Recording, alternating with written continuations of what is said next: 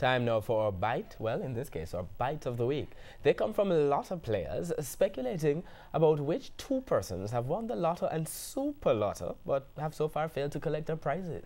2 tickets, a super lotto ticket valued at $158.4 million, was sold on November 23 at G&E Grocery on Amara Road in St. Andrew. And a lotto ticket valued at $33 million was sold at REB Wholesale in Vineyard Town, also in St. Andrew.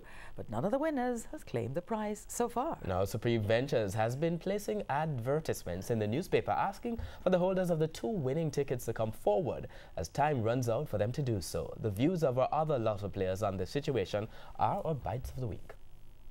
Bite of the week. We think I may win it, but we take it last from when I don't even remember the date or so forth.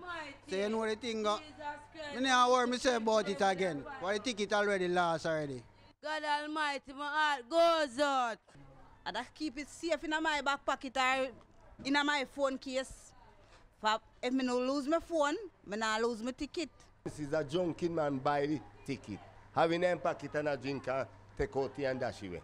And go on, so you can't find. Bite of the week.